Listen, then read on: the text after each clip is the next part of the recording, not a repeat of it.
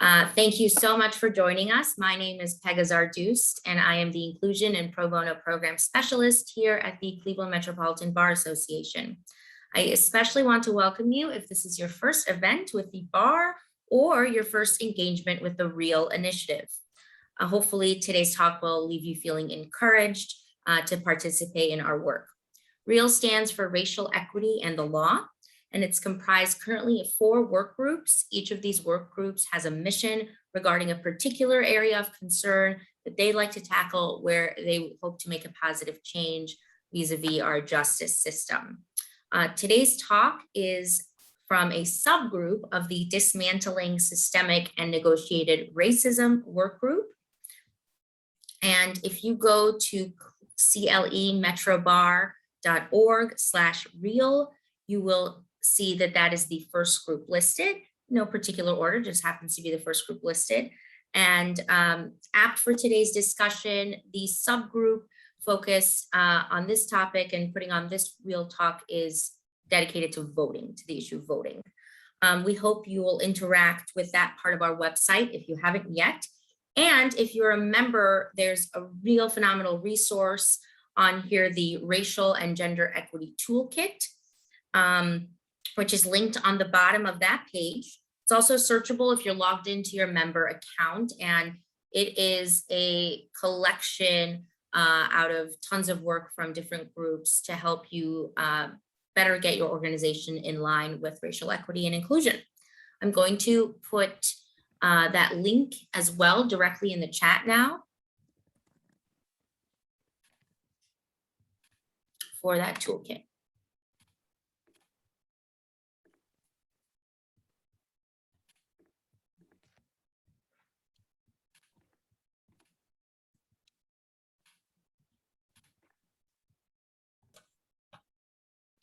Apologies.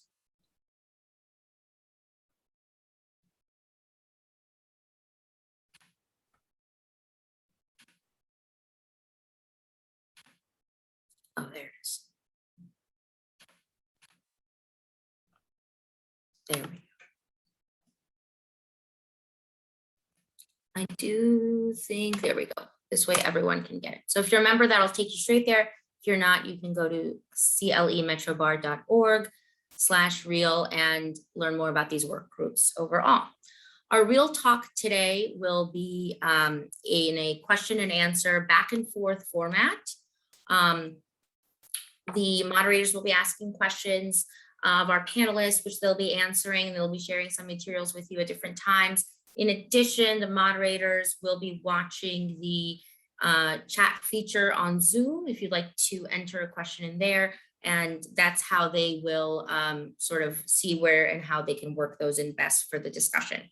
Our moderators and panelists today would like to introduce themselves, so without further ado, I will turn it over to Diane Citrino. Thank you, Pegah, and I want to welcome you to the CMBA because I know you are new to our organization. So good to have you here. What we are going to do today is have an exciting discussion about gerrymandering, redistricting, and race. Once in a 10-year opportunity, because this only happens once every 10 years. And so we are so thrilled that you are on this call or listening to this recording, because we want to have you participate and find out what you can do to actually make a difference at this critical time in Ohio. So I'm just going to tell you a little bit about myself and why I care about this issue. I have just retired, 39 years of practicing law, where I was a legal services attorney in Chicago. I worked for a nonprofit fighting housing discrimination in Cleveland. I worked as a regional director for the Ohio Civil Rights Commission. I was a volunteer chair of the Ohio Advisory Committee, U.S. Civil Commission. I litigated in private practice, also did many investigations into allegations of misconduct. And the common thread in my career was trying to fix things that were unfair. And I think that's probably what motivates most of you to do the kind of and it underlines pretty much all litigation disputes. Somebody thinks something. Well, in 2011, the maps that were drawn in Ohio for how people voted were so unfair that actually our legislature did something about it. The people rose up when they saw Summit County divided into 3, a district nicknamed the Snake on the Lake.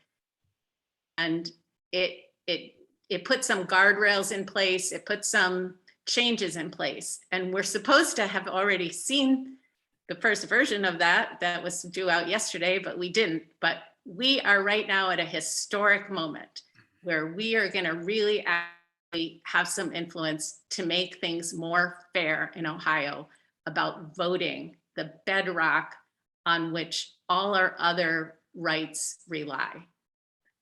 So that's why I care. I'm going to pass it to my co-moderator, Magistrate Kalle Lawson, who will then toss the ball onto our other 2 esteemed experts in this area, and we're going to learn along with you. Thank you so much, Diane. I appreciate it. And it's such a privilege to be a part of this panel and moderate this discussion at this historic time. Again, my name is Kalle Lawson. I am a magistrate here at Cuyahoga County Probate Court. I am a resident, longtime resident of the city of Cleveland. I've been a practicing attorney since 2012. Prior to becoming a magistrate, I was a Cuyahoga County prosecutor for the adult criminal division. And the issue of gerrymandering and redistricting is an important issue to me because it affects fair representation. Like Diane said, we're here today and we're having this discussion because we want to make sure, things are fair and they're transparent. Many votes are wasted for political gain, many times in communities of color, which prevent voters' voices from being heard. So we just want to kind of get this conversation out and make people aware of what's going on, how they can contact their legislators to be a part of the conversation and also be a part of the change to make sure district lines are drawn fairly. So at this time, I will pass it to Colin, who is one of our presenters for today. Well, thank you, Your Honor, and thank you to everybody here today. This is a wonderful opportunity to talk about a very important issue that Ohio is working through currently.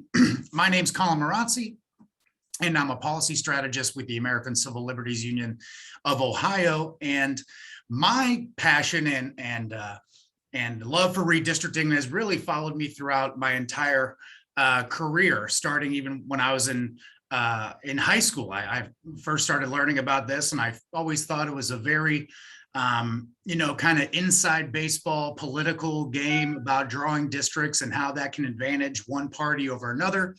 But then as I worked through my time in undergrad and graduate school and my early professional career, it really does have such a huge impact on the people of Ohio's and every American's ability to properly advocate for themselves and secure the resources for their communities, for their schools, their libraries, any number of things. So, I always say redistricting really literally shapes our future because it determines how we are represented for the next 10 years. And I'm just so thankful to be here with everybody, to talk about this critically important issue. And with that, I will kick it over to my dear friend, Jen Miller.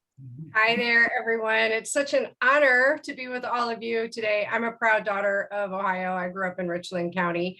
I come from Columbus now. That's where our headquarters are.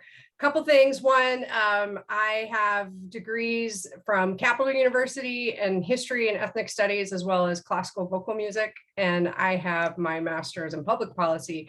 So I'm not a lawyer, but I spend a lot of time thinking about the law on Zoom. And so I'm really excited to be with you. Why I came to this is because I'm a root cause person. I worry about human rights. I worry about children. I worry about low-income individuals as someone who personally was a low-income single mom early in my my young adulthood. I also am worried about the environment. And so I worked for a long time in the State House on environmental issues where really we were lining up, we were winning the debate in the Public Utilities Commission. We were winning the debate in the press, where we were getting all the ed board support. We had all the economic evidence that we needed to transition to clean energy. And yet we couldn't really get there. And I realized that democracy was hurting, and that ultimately at the end of the day, if I was going to do my part in helping Ohio be a great place to live and work for every Ohioan, that I wanted to go work in democracy issues. The League of Women Voters is 100 years old. We were formed actually out of the Ohio Women's Suffrage Association. Our first victory was in 1894, where we got women the right to vote in school board races. When the 19th Amendment was being ratified, we realized that we were going to have a whole new group of voters, and that we wanted to make sure those voters were supported. They knew the where, the how, the what. We're famous for our voter guide, which actually was first, nationally, we're famous for our voter guide, which you now can get online, vote411.org. But that was actually started out of the Cleveland area. So the League of Women Voters of Ohio and the greater Cleveland area have been leaders in this work in this national organization for 100 years. We were founded by a diverse group of women, including lawyers, teachers, businesswomen, nurses, reporters, the Federation of Colored Women's Club, the DAR, the Council of Jewish Women, just so many. And so I'm just glad to be here. And I'm just going to jump. Am I supposed to jump in, or are you starting with the question? I'll throw out the first question, and we can kick it off and get this ball rolling. So I will start with the first question for our presenters. Tell us, key question, what is gerrymandering and what is redistricting? Give us the basics. Great. So real quick, I just want to make sure everyone knows who we are. We are the leading nonpartisan redistricting advocates and experts in the state. The League of Women Voters has been working for fair maps for almost 50 years. And Fair Districts, our coalition, is led by the League and Common Cause, but with key allies such as ACLU, the Council of Churches, A. Philip Randolph Institute, the Voter Rights Coalition, Faith and Public Life, many more. Going to just let y'all know that we have thousands of volunteers. And so we have room for you to join this movement as you would like. And just the other, and I will get to that in a minute, but there's an apportionment and there's redistricting. And so just real quick, let's keep in mind that the US Constitution says that all congressional seats need to be about the same population. So after we do the decennial census, every state gets an allotment of seats. This year, we will now have 15 instead of 16. We're growing, just not at the pace of other states. We do not do reapportionment at the Ohio General Assembly level. That continues to be the same number of seats. But again, because people move, because population shifts, what we're doing is we're creating new legislative maps that ostensibly can last a decade. And so what happens in this process is really it's a very human instinct, I think, which is that when your team, let's just say we're in a basketball team and one of us has a secret tennis shoe technology, we would do anything we can for us to keep that secret tennis shoe technology and the other team not to have it, like to use our advantage, to continue an advantage is just human instinct. So that's the case in map making. And this is why we see really the rigging of legislative map making to continue partisan advantage. To be very, very clear, Republicans and Democrats do this. The League of Women Voters of Ohio actually fought the Democrats when they did it in Ohio. And now again, these maps most recently are favoring Republicans, but it's all about how you draw the lines. Are you drawing the lines to really think about cohesive districts that are very similar in terms of culture and economics and other needs? Or are you drawing the lines, slicing and dicing communities specifically to try to secure a partisan advantage, which is what we have a long history of doing here in Ohio. So that partisan gerrymandering is as old as the Republic itself, but it's kind of on steroids now with major computers and big data.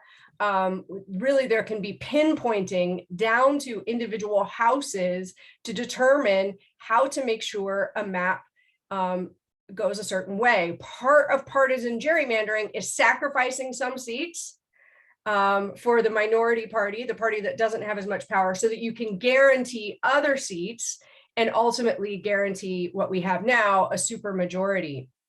So if we have 50 people and you have 60% of them are blue and 40% of them are red, this is how we have various kinds of, how decisions, where the lines are drawn really determines representation. So if you see in the first one, okay, we're just going down, makes most sense. Of course, this is not how humans live. We don't live in like straight lines like this, nor do our topography is not so straight either. But the idea being that, okay, we would have generally, that it would mirror the map, or the number of seats would generally mirror the voter turnout in those races.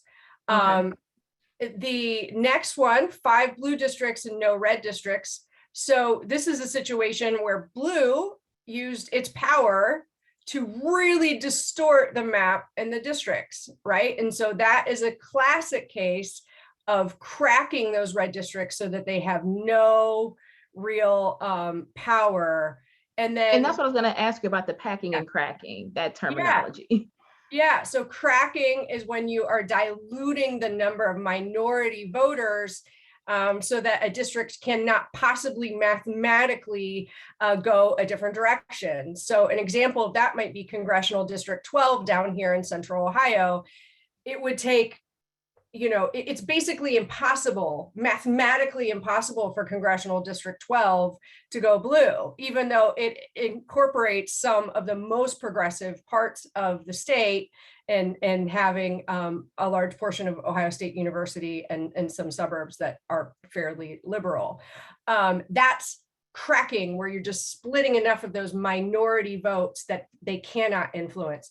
Now, packing is not exactly here too much. It's not as easy to explain in this one, but packing is the opposite, where as we're going to talk, for example, about the 11th congressional district, we're wasting a lot of votes. We are packing as many as possible into one district so that those minority voters, a whole bunch of them are wasted. Let's keep in mind that it only takes 50% plus one vote to win a district, and Congressional District 11 often is going around the upper 70s, lower 80%. So we're packing so many minority votes in there, minority party votes, and potentially minority voter votes in there, that we're wasting many of them. Thank you for that explanation. So, Diane. Oh, yes, I'm going to go and ask about District 11, Marcia Fudge's old district. Many of the people up here in Cleveland are pretty familiar with this. So I'd like to talk and ask, is this a majority minority district under the Voting Rights Act, or is it something different? Could you explain what is a majority minority district under the Voting Rights Act? And I wasn't aware before I started preparing for this that sometimes it is okay to actually kind of construct a majority minority district. So could you talk about that, Colin?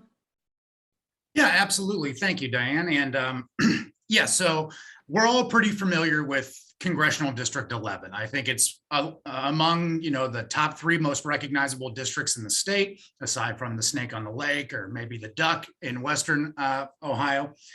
But when we look at Congressional District 11, we want to look at it through the lens of the Voting Rights Act.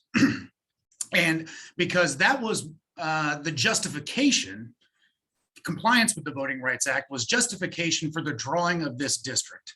And I just want to make perfectly clear that Ohio does not have a judicially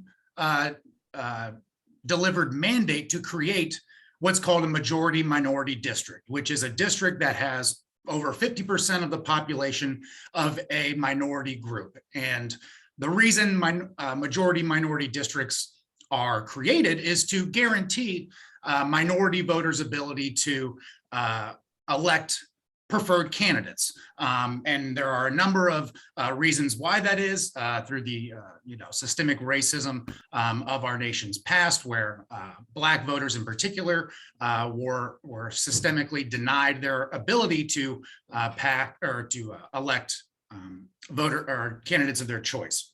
So I want to say that though Ohio's District 11 is a majority minority district with roughly 53% of the population of this district being African American, there is absolutely no requirement to do so.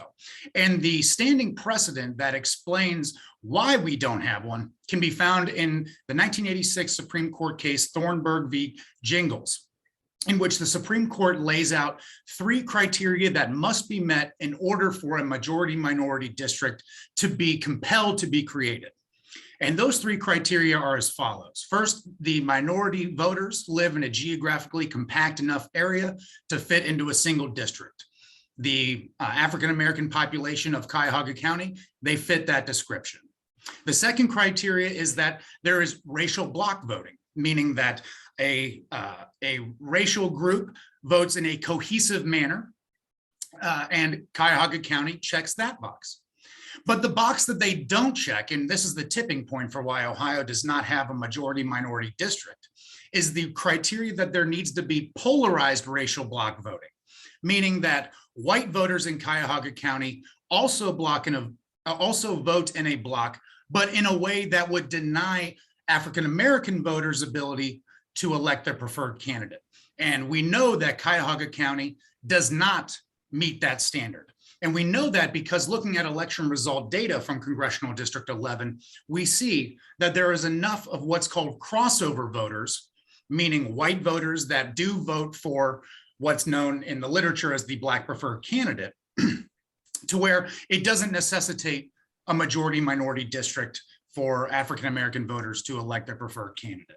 Like I said, in Congressional District 11, that's roughly 53% African-American. However, for the past 20 years, ever since Stephanie Tubbs Jones was the representative, and even prior to that, the representative of the Congressional District 11 has routinely been elected with roughly 75% of the vote, and even in most recent elections with Marcia Fudge, sometimes even over 80%. So we see there's a sizable portion of white voters that will cross over and vote for the Black preferred candidate, thus resulting in there's no need to create a majority minority district.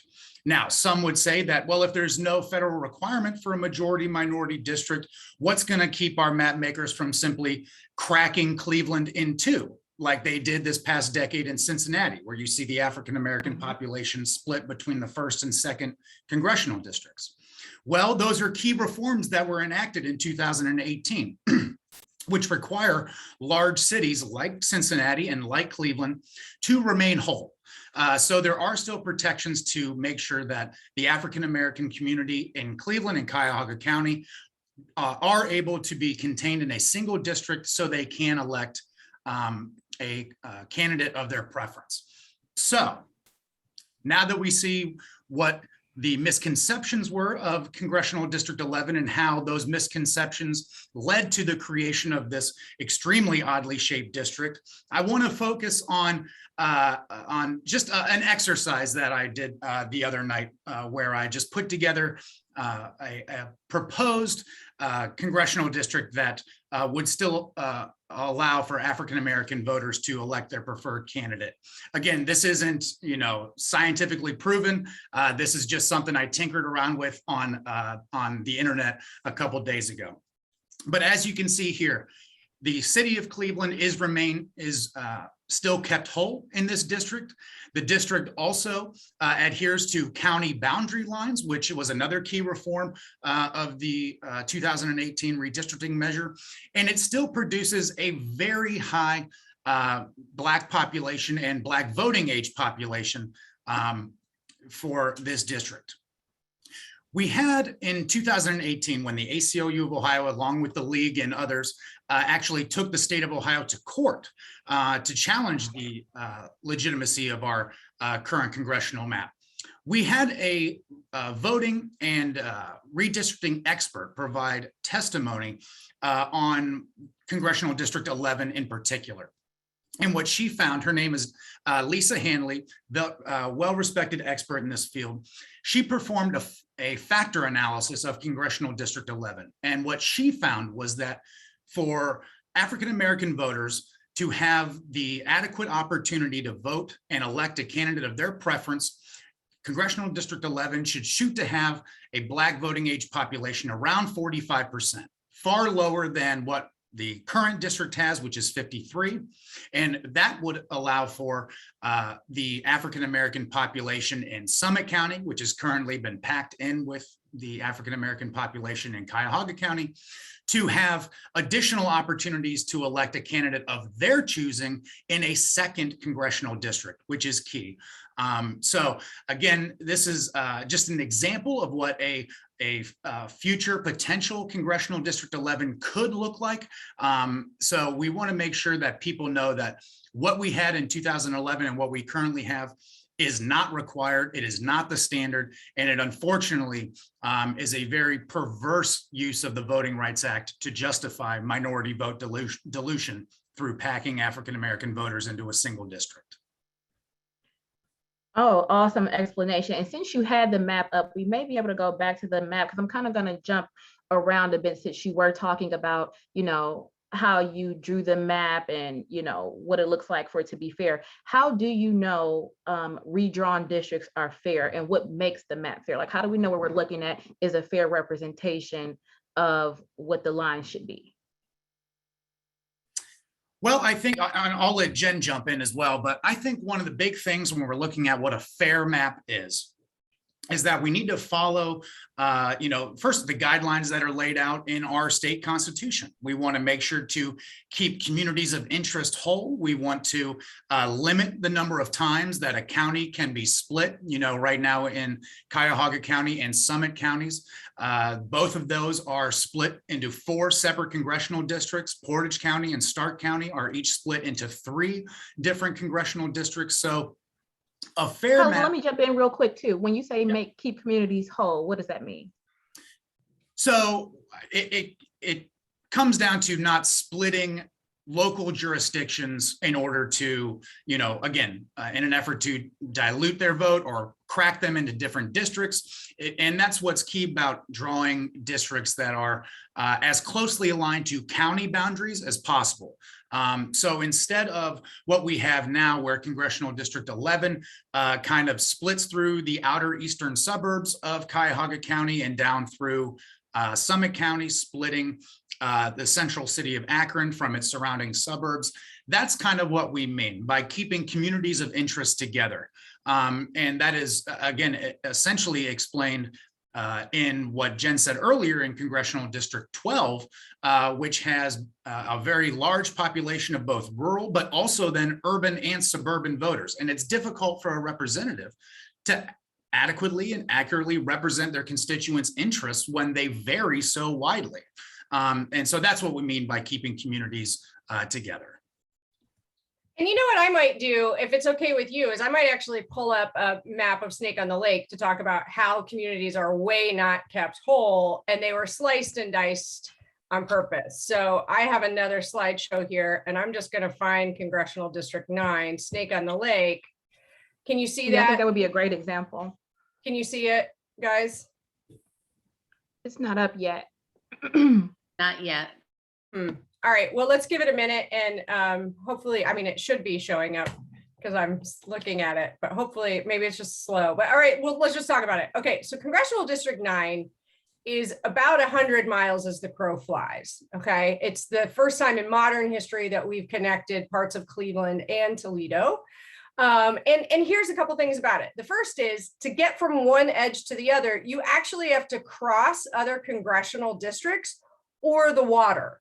That first off, you could argue is not contiguous, which is one of the things that you want to see is that is really connected. But thinking about communities, keeping communities whole, Cleveland is big enough to be all in one congressional district. Toledo is big enough to be in one congressional district, but instead they are smushed together along with a whole bunch of other little tiny communities. Even White's Landing of 426 people is split. Did that not show? Oh, I wonder what happened. Share screen just totally. Oh, okay, I see. There we someone go. taking that over. So even towns like Florence Township with 2,400 people, White's Landing with 400 people are split. And the reason isn't because they're trying to figure out what's the most representative district where we have communities that are similar in terms of the jobs that they have, the economic needs, the just overall, infrastructure. They are literally handpicking households based on past voter history to decide who goes in that district. And this was a district designed to make two Democratic incumbents go against each other. And just to go again about like part of being a fair district is the goal of just really keeping these communities more cohesive, more compact, really thinking about keeping like honoring local subdivisions as much as possible. But it also means that it's easier. So here we have a Marcy Captor who for the first time in her life is trying to understand how to represent Cleveland. And then in between, right? So you have Ottawa County in the middle here that's mostly farming, right? Where Cuyahoga is mostly science. And Ottawa, I'm sorry, you have Erie that's mostly entertainment and tourism. And so it's really hard for a lawmaker to represent those districts, Well, the entire district. since we haven't seen a map yet, how is it that, what are action steps that people listening to us could take to try and have districts that are compact, that are communities of interest keeping together, that are proportional in terms of what you showed on the initial slide about gerrymandering, so that if we have a 60-40 split, we have a proportional representation of 60-40, not 80-20. Right. What are things we can do as members of the voting public here in Ohio, or maybe even as attorneys or other interested folks? Okay, well, I think that's great. I'm gonna try one more time to share my screen because I've got action items. Okay, so I guess I was supposed to just share. Let's try this one more time. All right, hopefully you're seeing this, but we will send it to you, but there's many things you can do.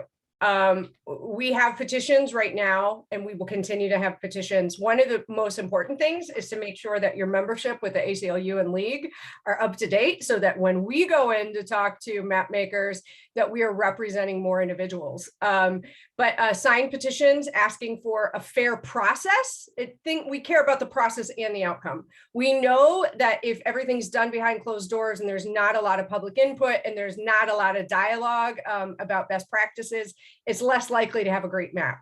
So we also care about having a map that really serves voters' needs rather than the short-sighted interests of parties or individual candidates. We need lots of visibility in newspapers. So you can write a letter to the editor. If you're a scholar from some different perspective, maybe your expertise is, or not, you're not a scholar, but your expertise is bail reform or criminal justice reform, and you wanted to write an op-ed or a letter to the editor about how map making affects that, that would be amazing. Maps Day is a big day for us down at the State House, where we're trying to bring people from all 88 counties to come together and have fun with us. We're going to have speakers. We're going to have some funny activities on the State House lawn. And then we're going to try to fill committee hearing rooms, as well as meet with lawmakers. So, and it's free. So we would hope that you would attend that. And please bring young people. We want them to get the democracy bug. We want them to get excited about the fact that democracy really is a participatory sport. And then we need lots of folks to be showing up for public testimony. When we had our hearings, field hearings across the state, every room was full. And in fact, had overflow rooms, had to add seats. And they were mostly 99.9% were speaking the fair district's talking points. And that's important, because we need to make sure that lawmakers are hearing over and over again, bottom line, it was the people of Ohio who demanded change. The League of Women Voters and our friends were out there collecting signatures to get on the ballot, and we were going to do it. And then both the Republican Party and the Democratic Party and the General Assembly and many others worked together to create these reforms that are guardrails, but they're not perfect. And so now we need the public to be really engaging. There's a few other things that you can do. Oh, that's map day. We talked about that. Here we do have, if you want to do a postcard party, we would love to have you do that. We have yard signs that we are trying to get all over the state. So if you'd like to get a yard sign in your yard, all of this is about visibility. All of this is about the drumbeat. All of this is about helping the general public understand what's going on now, as well as making sure map makers know that we're watching and we're ready. And you can donate. So for things like Fair Maps Day, that's free. The one great thing you can do is donate, and that gets used for things like our map competition. We do have a speakers bureau and we have a map competition. So the map competition right now till September 6th, you could create your own Ohio General Assembly maps and submit those to our portal. We have a very diverse panel that will be judging those. People will get prizes, cash prizes, entered into raffles, and then we will actually be submitting some officially to the map makers themselves. We have also a congressional district deadline, which I can't remember right now, so I don't want to say the wrong one. But there are just so many ways that you can be involved, and it's all about people power and visibility, and really telling those stories, right? Like, how do maps really affect our everyday lives? And I like to think about, if we're thinking about minority communities, I think there's two very clear ways, right? The first that might not seem as clear is that when a sitting lawmaker knows that he or she is going to keep their seat no matter what, because it's mathematically predetermined based on party who will win, then they don't have to listen to us. And so that's where we end up seeing a lot of policies that are out of sync with the needs and interests of everyday Ohioans. So things like education policy, healthcare, gun safety, women's rights, all of these, policing, all of these things really are determined by a body that's completely insulated from voter accountability, because the map is rigged for the predetermined outcomes, right? Partisan outcomes. That hurts everybody, but clearly that's really going to hurt minority communities who in general do not have equal access or equal protection, unfortunately, in many aspects of the law or in our institutions. The other way, of course, is, as we already talked about, that a Joyce Beatty or Marcia Fudge district that needs to be 50% plus one vote, and they're wasting about 20% of those voters votes, right? Where that could go into another district and maybe create an opportunity for another lawmaker of color, or at least create a larger voting bloc that could be more heard by their representatives. And so basically at the end of the day, what I'm saying is this: we've got to get everyone engaged, and you are all people that demystify the law to the general public. And so you are perfect allies in this work. Jen, we have a question about whether the League of Women Voters or the ACLU has some suggested maps. It sounds like you're still waiting to get more of the contest in, or what have you, what's the plan with respect to that? Well, so we both have slightly different plans, I think, but what the League is doing, and we did this 10 years ago, and it was great. We actually had maps developed by everyday people that made more sense, and that the map makers chose not to use. So we will do two things. One is we will analyze maps that are proposed by the commission or by the General Assembly or by, for example, the Democratic Caucus. We're analyzing that one now to explain if it's compliant and really what or not, and what the characteristics of those maps are. So we will analyze those and help the public and media understand those. But we also have this competition that's really designed to be the little d democratic, like people making maps, entering into dialogue in a way with map makers, and then really kind of crowdsourcing map making. And the maps that the league brings forward to map makers will be those that our panel, of course, they all have to be compliant, but that the panel decides are just absolute great maps. And those will be the ones that we will officially ask the map makers to adopt. And the time deadlines. What can you fill us in? I know one of the deadlines was missed already, but could you just tell us what should be unfolding? Because I know this is happening like right now. Yeah, it's happening right now. And so, I mean, we are frustrated. We, Colin and myself and our allies, started asking for public hearings in April. We were asking for a plan for dealing with the fact that our decennial census data was going to be delayed because of issues with the pandemic. We started asking for a plan then. We still don't really have one. So we are expecting a hearing of the Redistricting Commission next week. And we are hoping to then find out when other hearings will be, or how they're going to be proposing maps for the public to comment on.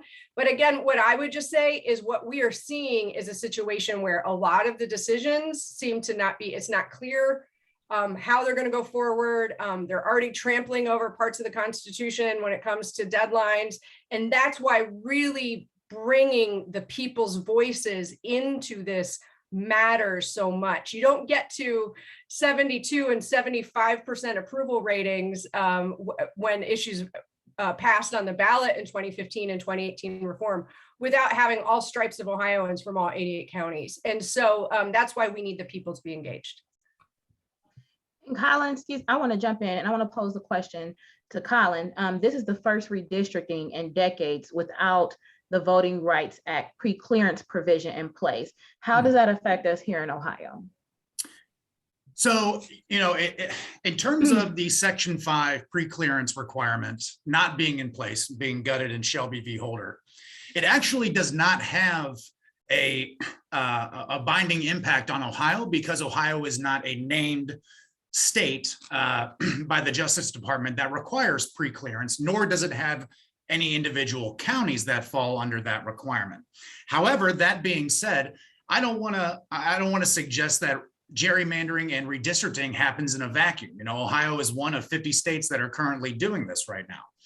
And with margins and the margins currently in the Ohio House of Representatives, the elimination of the preclearance requirement for any of the states named or any of the counties named by the Justice Department can really have an influential swing in the balance of power in the Ohio House of Representatives without a single vote being cast. Now, the interesting thing is that though the preclearance requirement is no longer in place, Ohioans and other voters nationwide still have the protections of Section 2 of the Voting Rights Act, and specifically the Voting Rights Act Section 2 as amended in 1982, which is essentially established the results test, meaning that any electoral change that resulted in a discriminatory or disparate impact can be struck down as a violation of the Voting Rights Act. And it explicitly includes gerrymandering and minority vote dilution as something that is subject to that results test. Now, that sounds good, and that sounds like a very strong way for voting advocates to fight back against these type of gerrymanders, whether it be racial or political. But I also want to raise a key point of a newly developing precedent in the Section 2 world of the Voting Rights Act. And that is the decision that was handed down in the recent Brnovich versus Democratic Party case coming out of Arizona, in which Justice Alito wrote the opinion of the court, and he introduced a new standard for determining disparate impact in election laws. And that's what is known as the benchmark test. And essentially, just as a quick recap, the Arizona law that was being challenged added new barriers and new restrictions to absentee voting that had a disparate impact on the minority populations of Arizona, the indigenous, Hispanic, and African American communities. Justice Samuel Alito, in that opinion, said that there is a disparate impact to those communities based off of that government policy. However, that disparate impact, according to Justice Alito and the holding members of the court, did not result in unequal treatment, and instead, using the benchmark of what the voting rights laws were in 1982, voters in Arizona still enjoyed expanded access. So there was not a need for federal intervention. Now, what does that mean in terms of redistricting? Well, conceivably, using the benchmark test, it means that, say, a population shift in a pre-clearance state, say Alabama, Louisiana, Virginia, whatever have you, there could conceivably be a demographic shift that could lead to the creation of maybe an additional or a new majority minority district if the conditions are satisfied. You could conceivably say, using this benchmark test that Justice Alito used in Brnovich, that wouldn't necessitate the creation of a new majority minority district, because there could be one from 1982 that is still in place, or there could be other factors that don't require the creation of a new minority majority district. That's a long way of saying that the case law around gerrymandering is very complex. It's it's filled with nuance and special circumstances. So we'll have to see how those new tests and those new ways of determining disparate impact play out in this round of redistricting. So, and I'm going to go with the far less nerdy. That was brilliant, Colin. This is why I love to always be on a team with Colin. But I just want to back up and just remind us, and I know that this is a group that understands this, but at its core, partisan gerrymandering is a form of systematic voter discrimination and voter dilution just in itself. And thinking about voting rights, definitely that matters. But here's the other thing, is this backdrop of every state in the country really working to make it harder to vote with a specter of this idea that there's fraud, right? Which we know our Republican and Democratic secretaries of state continue to say that it is exceedingly rare in Ohio. Usually there's a very small percentage of cases that get referred for investigation. And often there's not even any prosecutions there. Usually ends up being a confusion or actually a mistake in the paperwork and the person really could vote. And so let's keep in mind that right now, today, there are Ohio lawmakers who are trying to push forward some really retrogressive voting policies that are not necessary. We have a very secure system, but they're talking about no drop boxes at all, excuse only absentee, cuts to early voting that's up to making it only 7 days now, and restrictive ID to the point that we could see at least 10% of the population really struggling to show up and vote. And so wow. I just want to say that this is how these things again go hand in hand, is really at the end of the day, voter suppression and gerrymandering go hand in hand to really discriminate against voters and weaken our voices. Can you add to that how politics and race go hand in hand in terms of disenfranchising voters? What is the connection? So I think this one's actually really interesting, because I think that the people who are enacting or talking about enacting laws that make it much harder to vote are thinking that they are targeting Black and brown folks, and they are. It is true that, for example, polling locations are more likely to move year in, year out in Black and brown communities. It is true that Black and brown communities are less likely to have a driver's license or things like that.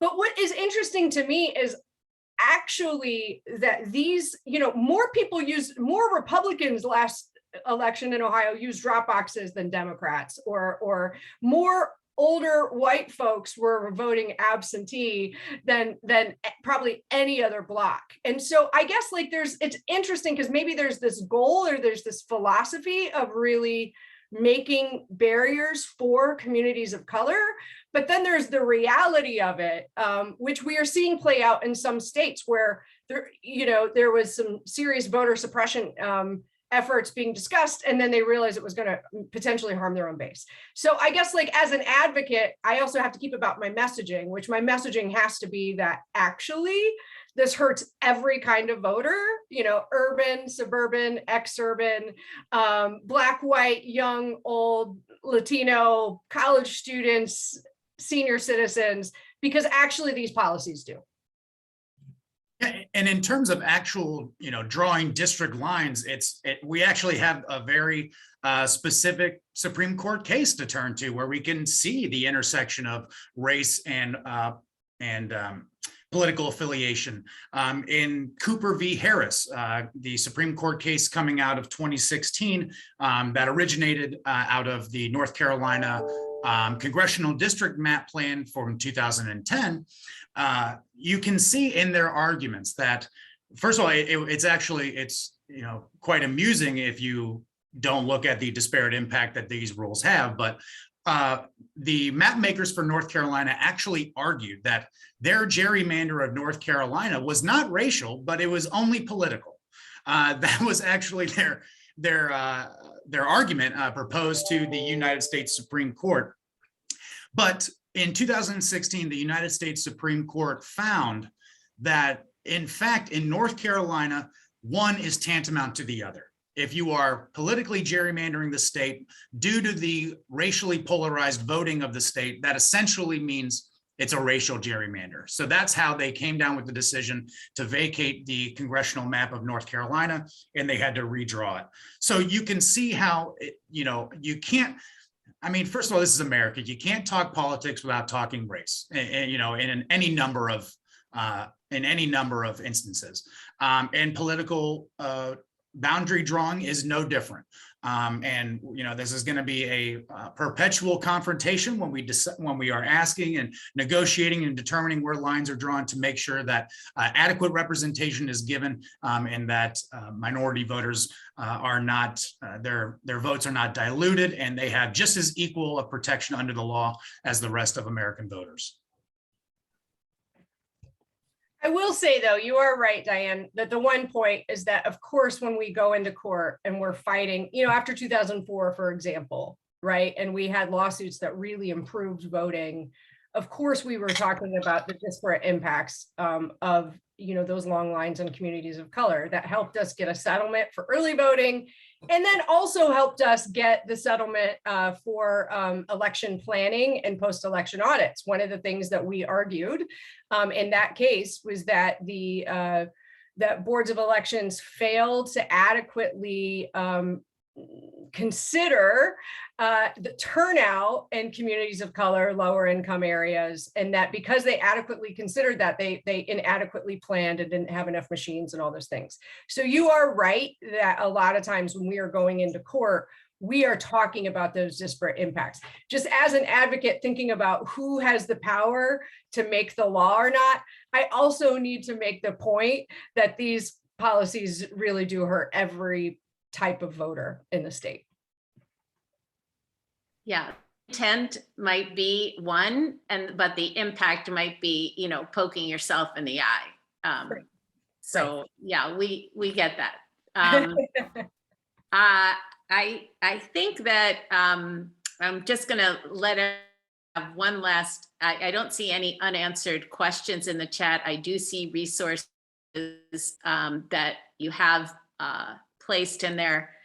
I want to commend the real working groups and the leaders of those groups, Kira Kivosh and Luigi.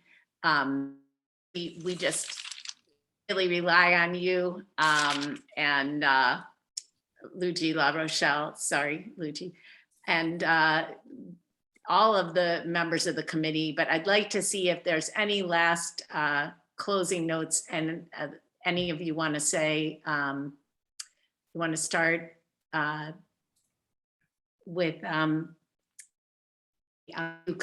anything you want to end with?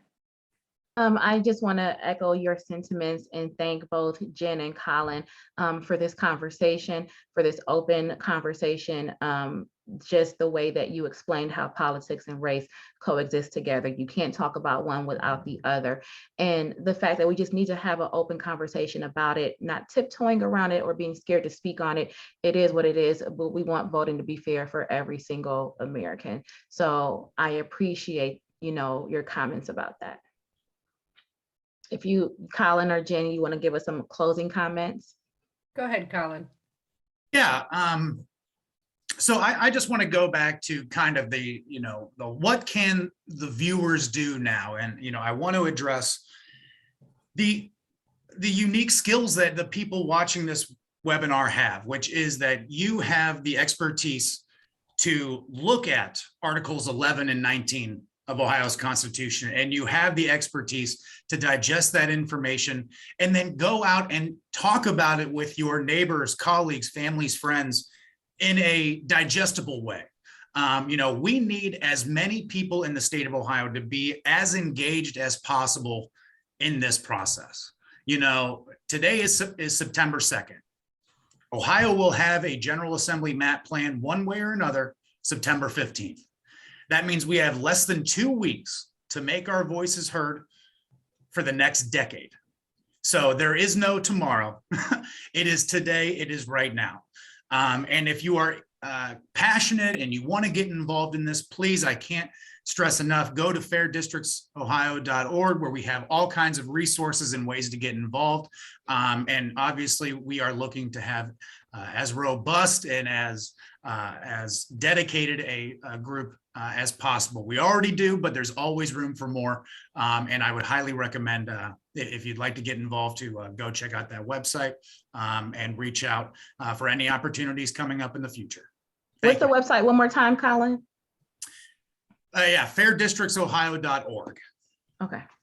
And I just want to say, it's an honor to be with all of you. A couple things. One is the more people we have in hearings, the more time we have to analyze what's going on with those maps and try to make them better.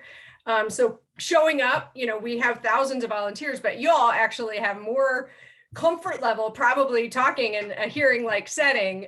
You don't have to be experts, but showing up for that. Also, I just want to say that there are really goofy interpretations of other aspects of the law floating out there about equal population, this whole incumbency protection. These are goofy and they're really just being used by map makers to really slow down the process, create confusion, and then excuse gerrymandering.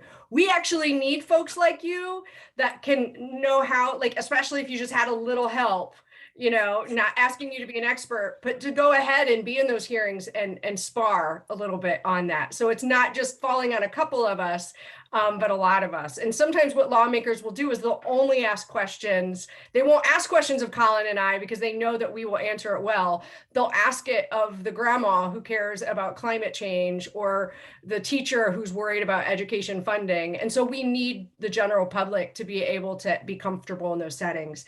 And then, of course, letters to the editor are a way to educate the public. They're actually a way to influence the ed boards because they see and just how much the public's engaged. And lawmakers look at those. And so I would say if I had two things, those would be the two things I would ask for from this group, but also making maps. If you're a nerdy one, you want to learn a new tool, we would love that. But bottom line, we're not done. Let's keep in mind that this could end up in court. And so actually having a lot of people show up helps us there too, because it shows that we really did build the record officially, but also through the general public in terms of what the public needs and wants. So with that, I just want to say thank you so much. It's an honor. Thank you, Magistrate. Thank you, Diane. Thank you all. Thank you. We have just loved it. Thank you, everyone. And this will be available online as a recording. So if you missed any part of it, you should be able to check it out on the CMBA website, and Hot Talks are recorded. Thanks. Yep, and I also believe on the YouTube for Real Talk. Yep, it's there too. So again, thank you everybody and have a great rest of your afternoon. Bye now. Thank you so much. I wanted to, on behalf of CMBA and the Real Initiative, thank our moderators and our panelists. And like Diane and Khalila just said, you can go to clemetrobar.org/real, as well as our YouTube, but that YouTube feed will be on there. This has also been recorded on Facebook and will be ready in its entirety pretty soon. So if you want to share it with people in your networks who you hope get energized and see these Fair Districts Ohio resources to get involved, now is the time to do it. Thank you so much again, everyone. Have a great afternoon. You too. Bye-bye.